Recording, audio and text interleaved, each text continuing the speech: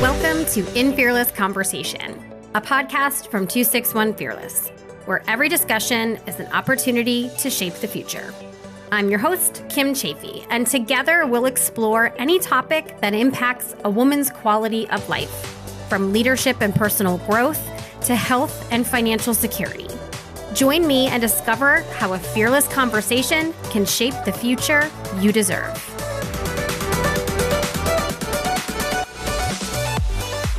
Hi, everyone. Welcome back to In Fearless Conversation. Today, I am so excited to bring you the conversation I had with Dena Lewis and Sydney Johnson of Running Mate. Dena is the CEO and founder of Running Mate, and Sydney is the director of marketing. Dena's story is a powerful one that I think sadly resonates with many women around the world. And what I think is really empowering about Dena's story is how she took something terrible and scary and turned it into something to help others. Today we're going to talk about running journeys and how Dena's running journey is more than 20 years in the making, and Sydney's running journey is just starting. We're going to talk about how Running Mate came to be and what exactly Running Mate is. And we're going to talk a little bit about the New York City Marathon because we're so excited to have Dena running for Team 261 Fearless New York City this November. It's a powerful and important conversation, and I'm excited for you to hear it. Let's go.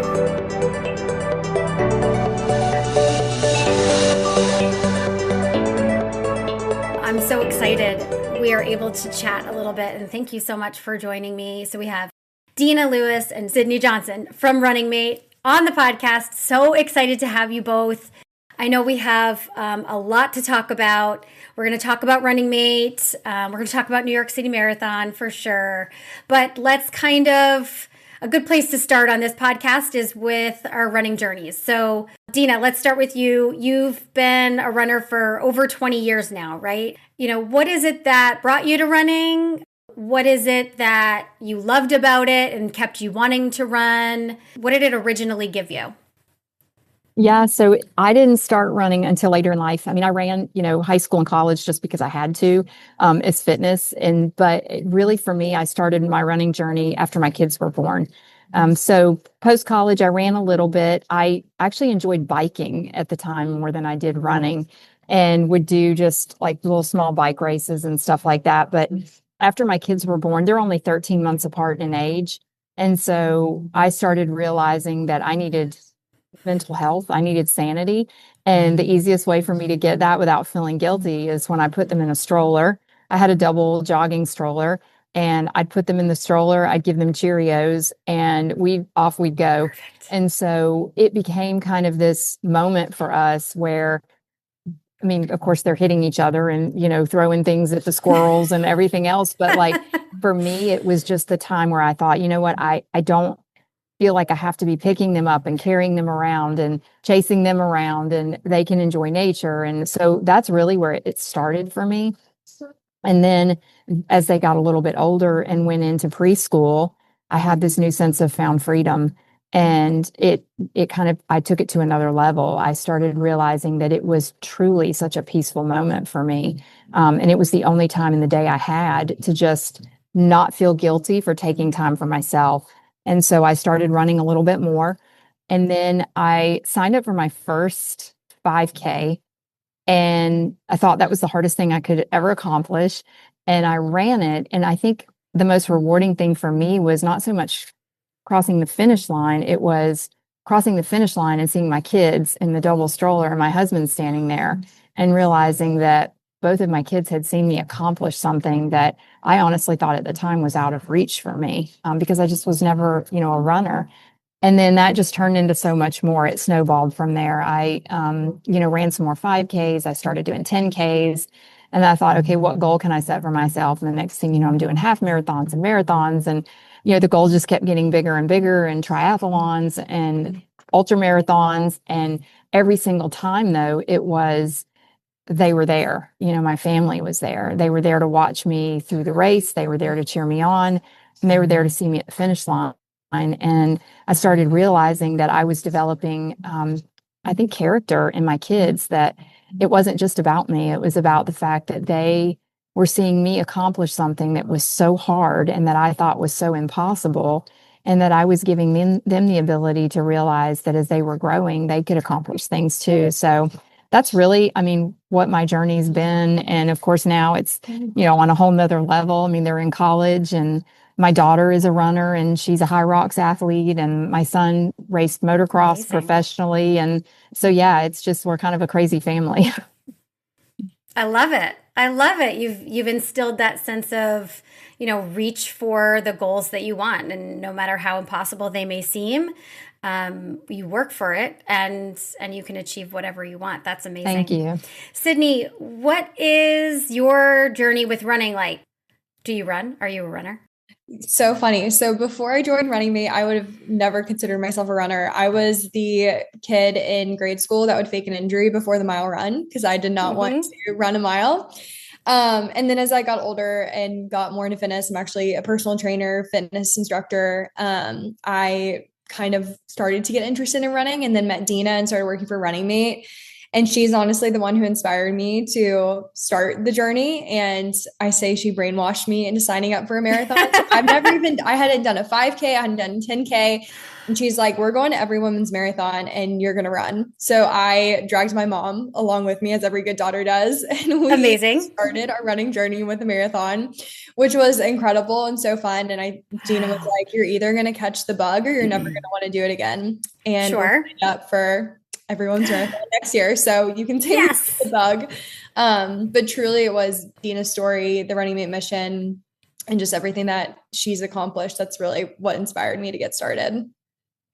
That's incredible. You jumped right into a marathon, which I think in a way is kind of like you don't know what you're getting into, in a sense. Like if you have run a 5K, 10K, whatever, you kind of understand how much further the marathon distance is. So that's an interesting approach. I love it. That's fantastic. I recommend it. Yeah. Yeah. Okay. Hey, listen. And I will say, if you look at any of our social media, Sydney is the happiest marathon runner I've ever seen in my life, because every mile her and her mom were posting, I'm like, nobody is this happy at mile 17. I love it. I love it. That's incredible. Okay, so running journeys aside a little bit here, I know there was a bit of a turning point for you, Dena. You've been open about the events that have happened, surviving 2 assaults while you're running. Can you share with us as much of that story as you're comfortable with, and kind of how that changed maybe your relationship with running, or if there was a specific moment that shifted fear into action and created Running Mate? Tell us a little bit about all of that. I didn't really share my story in the beginning very much. I didn't start to share my story until after Running Mate was created, because not only did I just not think anybody wanted to hear it, I kind of thought I was by myself in that world. And then I was ashamed. It was not that I was at fault in any way, but it was embarrassing to talk about. But in 2010, I took off for what was just kind of a usual run for me. I would drop my kids off at school.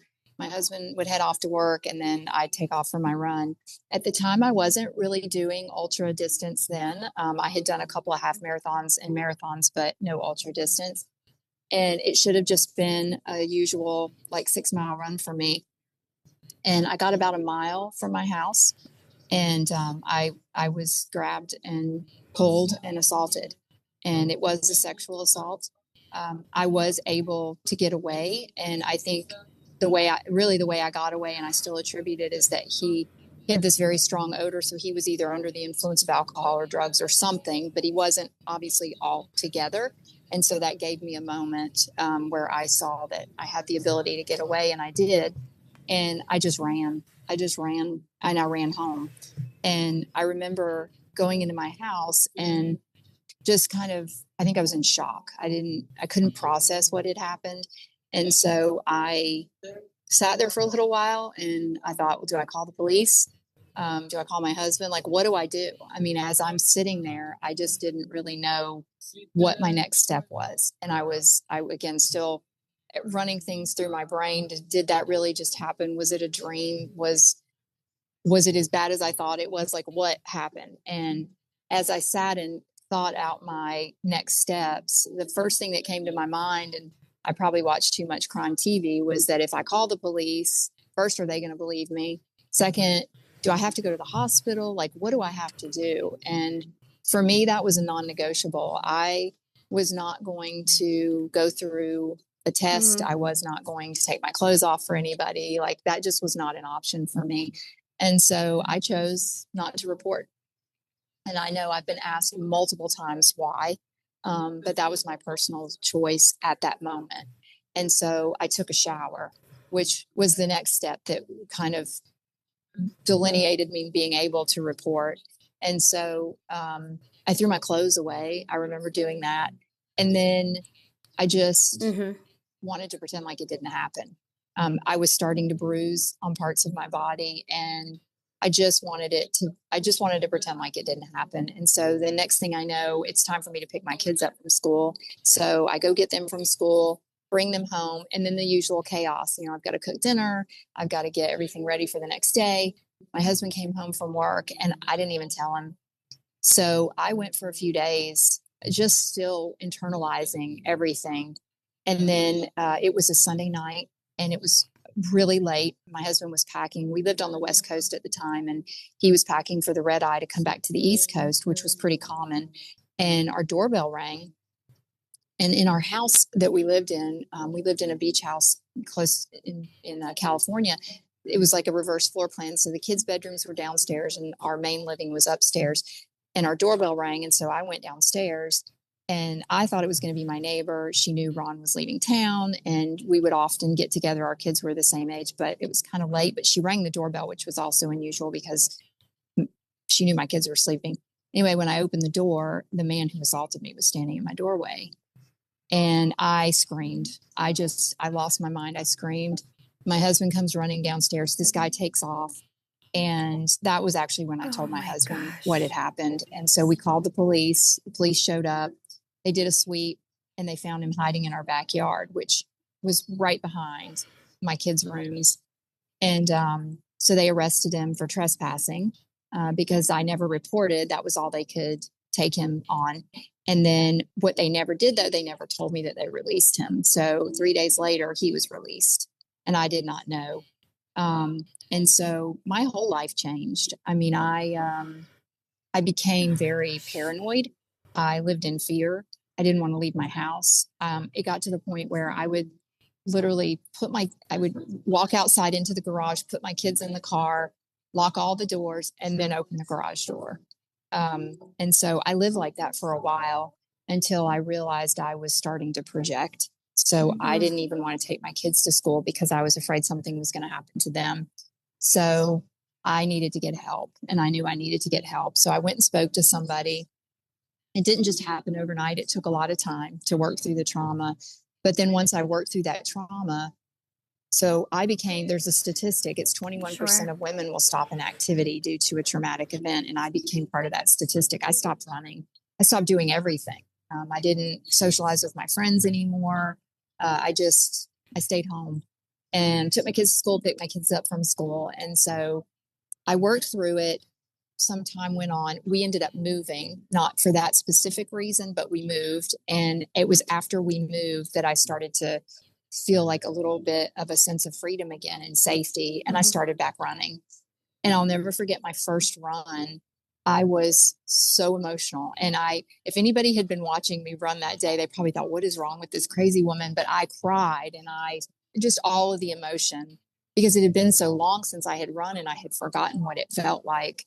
And I made a commitment to myself then and there on that day that I was never going to let someone take that away from me again, because it was a feeling that I got from that run that I felt so empowered, and I felt strong, and I felt confident, and I just wasn't going to lose that feeling. And I also knew that running for me this was an integral part of my life. And I didn't realize how much it was until that first run again.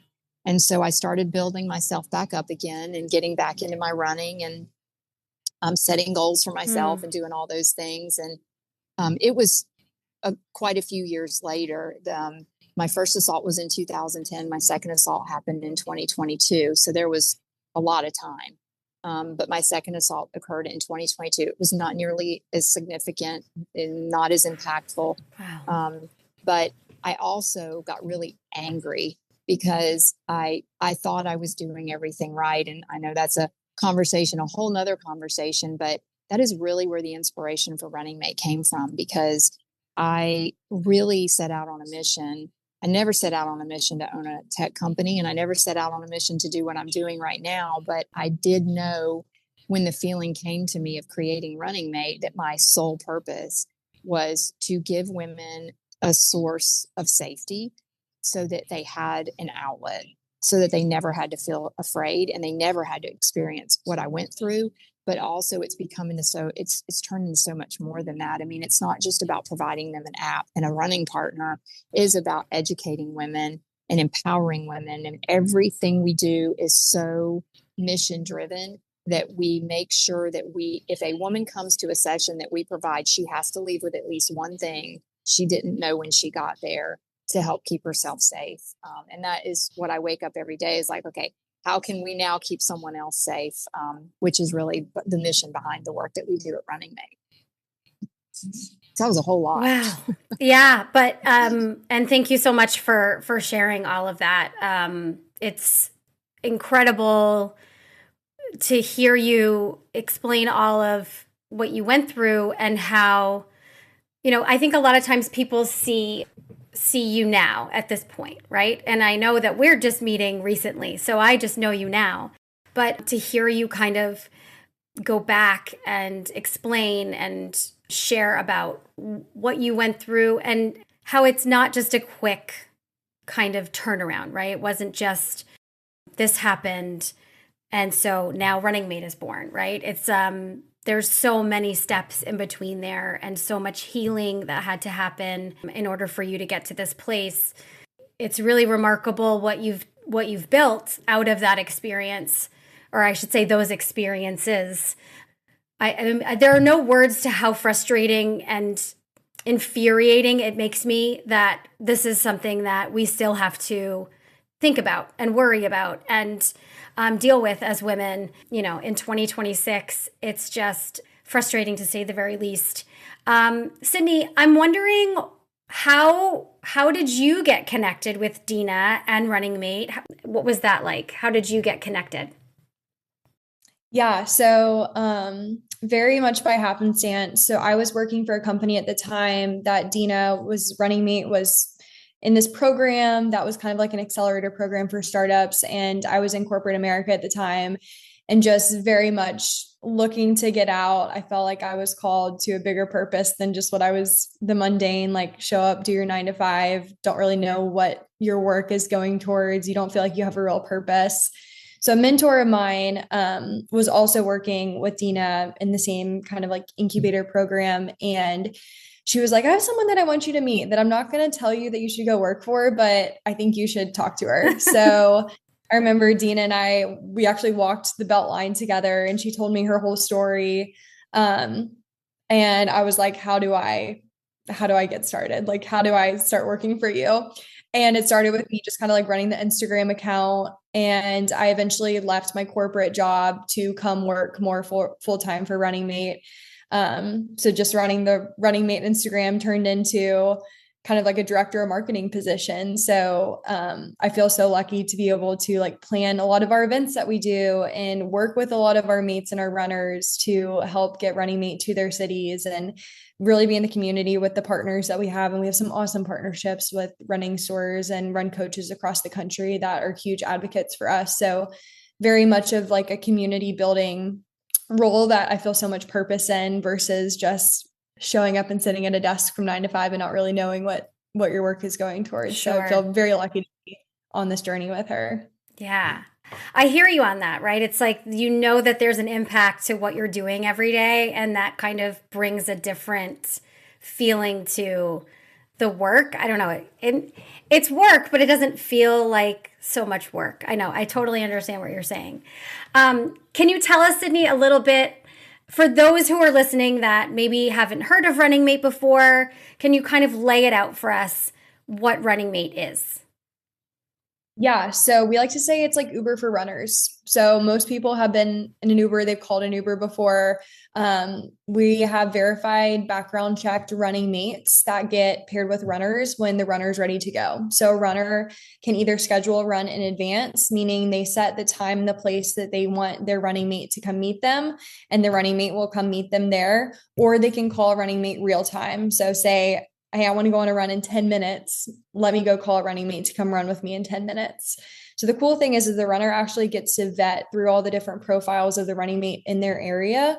So they get to see like, oh, Sydney looks about my age. She runs my pace. She actually has a marathon coming up. Let me see if she can run with me. So you actually get to see their profile picture, read about them, see what races they've run, see what kind of skill level they're at. A lot of our mates on our platform are run coaches, CPR certified, personal trainers.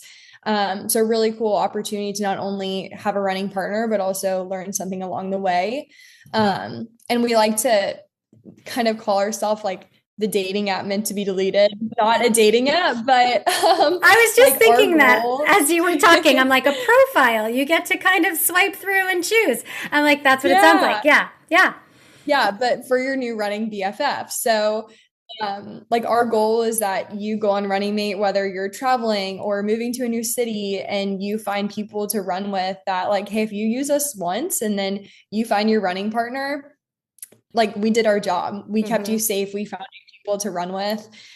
So kind of that mentality behind it. That's so cool. I love that. So like the Uber and dating app for runners. I mean, it's so brilliant. I don't know. It's kind of like, how hasn't this been a thing before? You know, when something like that kind of comes into fruition and you're like, so obvious that this was needed. What, Dena, has surprised you the most about like the response from women to Running Mate? Has anything surprised you about their response or anything stick out? Yeah. I mean, I think the first thing that surprised me is exactly what you just said. Women are like, this is a no-brainer. Like, why hasn't there been something?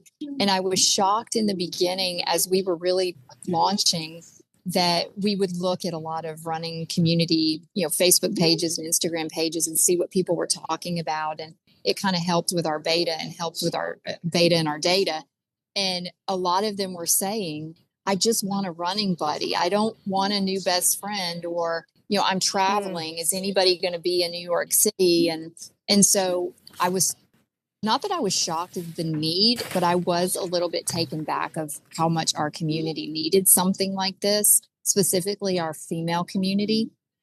But I think the other thing that shocked me is how much people embraced us. I mean, we've built a community around this company, and that to me is the biggest accomplishment. It's not about the revenue we've generated. It's about the community we've built. And Sydney's done an incredible job doing that. I mean, we are grassroots. And I kind of laugh because Sydney and I were literally just talking about this the other day. We started grassroots from the beginning because I told her we cannot build trust in a community if we're sitting behind a desk. We have to be out in the community. People have to know who we are. They have to know who the company is. Women are not going to use something like this if they don't trust us. And so I was very intentional on, we have to be in the community building. And everyone was saying, especially investors, you're never going to get anywhere. It's going to take you 10 years to hit your goal because it's the slow way to build. And now 3 years later, I wouldn't build any other way because we have a stickiness about what we're doing that would not have come if we'd have just launched some app and expected people to use it. So I think even the grassroots marketing has surprised me a little bit. And I come from the world of sales. I spent 20 years in medical device sales. I've heard no more times in my life than I've heard yes. And so the other thing that really shocked me is the number of yeses that we've gotten, because I'm so conditioned to hearing no. But when we talk to people about partnerships or product or doing an event, would you be willing to sponsor a location so we can host an event? the number of yeses that we've heard has quite honestly shocked me. Because I'm so used to hearing no in the world of sales. And that just goes, I think, to the point that something like this is so needed and people are willing to support it because they know how much it's needed. And I'll say the last thing that has shocked me truly is the number of men that signed up on our platform to be mates. Our user base, it's about 70% of our mates are men and 30% are women, which makes sense. I mean, women aren't as willing to put themselves out there to meet up with a stranger, even though everybody's background checked. But then you reverse it for our users, and about 60% of our users are women and 40% are men. So that did shock me too, is how many men actually signed up early on to be mates on our platform. That's so interesting. So it's not a women only space. It's for anyone who is looking for someone to run with. Okay. I love that. Correct. I love that. And a lot of men that utilize Running Mate as a user, as a runner, they're doing it because they might be traveling and they may not know where. So they're using it more for a sightseeing, companion element. Whereas women are really, if you poll the majority of women, they're using it for safety. Yeah. You know what else I love about this too is, and this is just really a side note, is the fact that you're bringing people together in a way, because, COVID happened, right? And we all kind of retreated to our homes and things got more distanced and people didn't talk as much and those connections didn't happen. And so I feel like this is just like a small way that you're bringing people together to have new conversations, to meet new people. Because truly, when you open yourself up to meeting someone new and just having a conversation, that's kind of the whole basis of this podcast, is having one conversation with someone can really change your life in ways you never expected, you wouldn't have even considered. Just by hearing their perspective on life or where they've come from or experiences they've had or whatever it might be. So in a small way, I feel like that's also, a side benefit to Running Mate, which I love. Yeah. I actually sat on a mental health panel a few weeks ago for Tampa Tech Week, and that is literally what we talked about. The question they asked me is, because it was tech and it was mental health, is what is important to you with what you're building? And I said, well, we're doing two things that are known and proven to reduce depression. Number one is getting you outside and moving. And number two is bringing you together with people. Like community and movement are two of the top things that help reduce depression. And so, you're exactly right. There's not enough conversation, I think, around the importance of some of that work. For sure. Okay, you were talking about partnerships, and 261 Fearless and Running Mate have a partnership, and we're so excited for that. Yay! Know, so thrilling. And part of that is you were going to be running the New York City Marathon with 261 Fearless in November. So, okay, You're not new to marathons, we know that, but how might this one be different for you? Okay, so this one, and I sent you guys an email, and I was, in all honesty, I was as sincere as I could possibly be. This is single-handedly the most important thing that's ever happened to me in my running journey, is being able to run New York City and run for you guys, because there's two things that are happening. I mean, first, New York City's a dream for any runner. And so check, to be able to say that I can run New York City, but doing it with 261 Fearless, it takes on a whole nother meaning for me. Catherine Switzer came into my life 4 years ago at a coffee shop in Austin, Texas. And from the moment I met her, she has been a quiet cheerleader, not just for me, but for Running Mate. And in every opportunity, she's so intentional with everything she does. And I know she's like that with everybody. I mean, you can't meet Catherine Switzer without walking away and feeling like you are the most important person in her realm at that moment. But she has had an impact on my life that I cannot even put into words. And so to be able to run for this organization it tops revenue, it tops users, it tops accomplishments. I mean, this is, I can't put it into words. I mean, I have been emotional about it. When I go for some of my runs right now, because I run every single day. So for me, every day is a training day, but there are some days that I'm running and I'm thinking about my journey and I just get emotional because I never would have thought I would be here. First, again, running New York City, yes, but in this position, in this moment, with this group and this team, I could not think of a better partnership.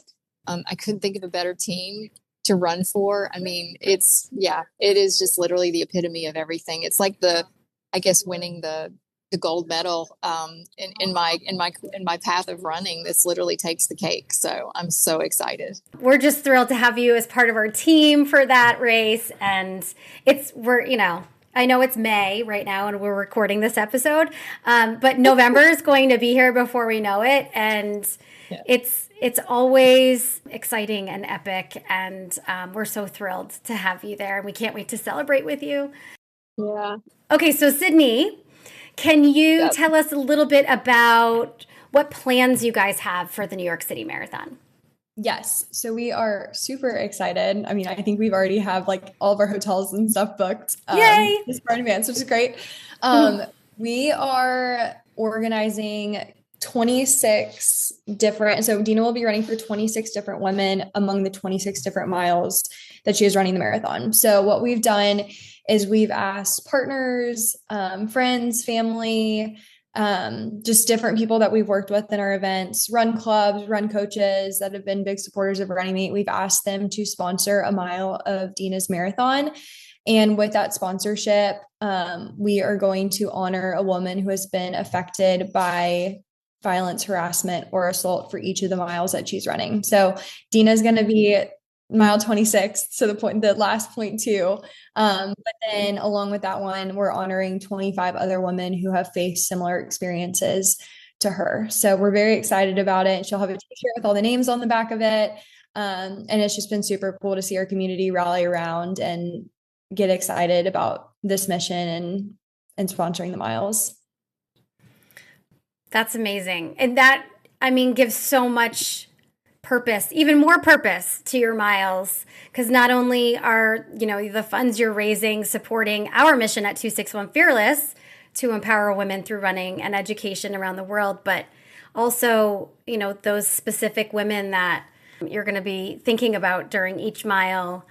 I think certainly that will help you push forward when, things get tough, because New York City is not easy. I mean, that's kind of why I wanted to do it. I told Sydney, I said, I ask myself every day when I get asked to either speak at an event or be involved in something, is this for me or is this for somebody else? And if the answer that is it's for me, then I'm not doing it, because it has to be for somebody else. And so what better way to do that than New York City? I mean, granted, I'm going to very selfishly take 26.2 for me.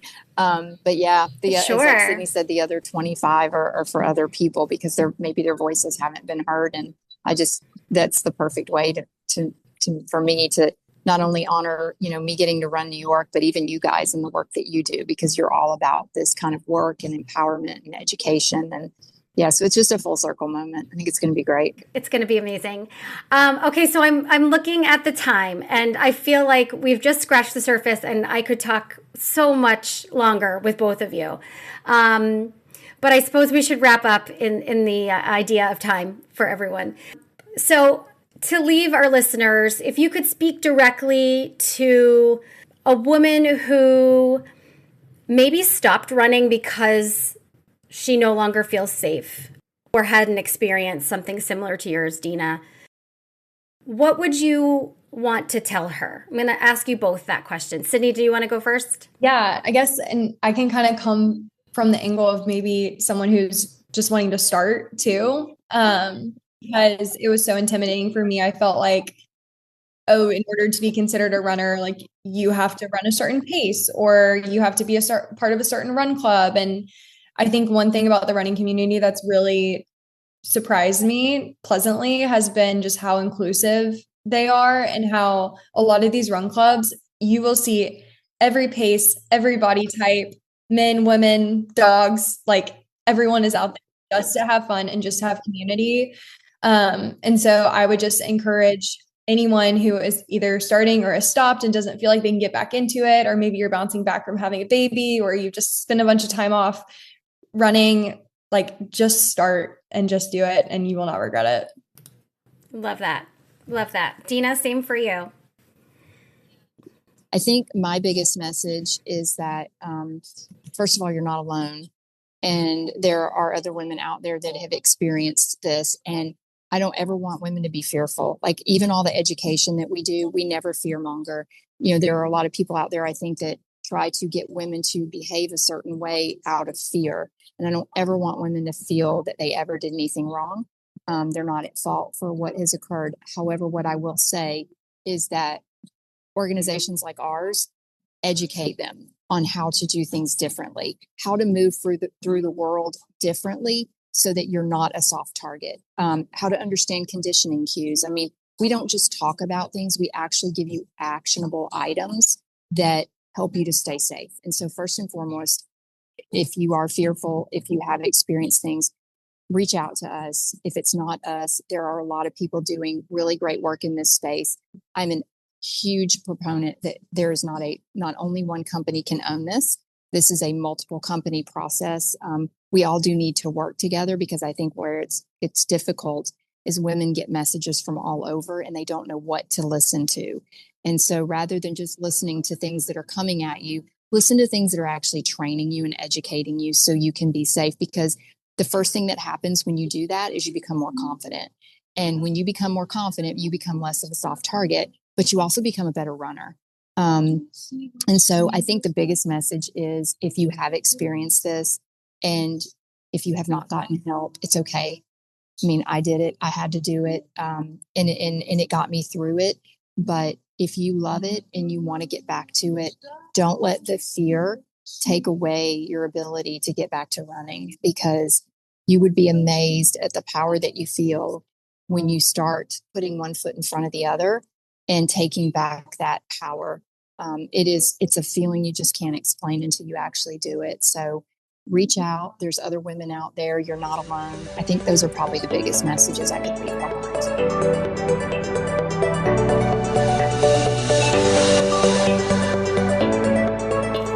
I want to thank Dena and Sydney for joining me today for this fearless conversation. I hope you listening enjoyed it as much as I did. If you would like to learn more about Running Mates, you can find them at getrunningmate.com, and I will have a link to their website in the show notes. If you would like to learn more about 261 Fearless and the work we are doing to empower women around the world through running and education, you can find more at 261fearless.org. And there will also be a link for that in the show notes. That's it for today's episode. We'll see you next week. Stay fearless.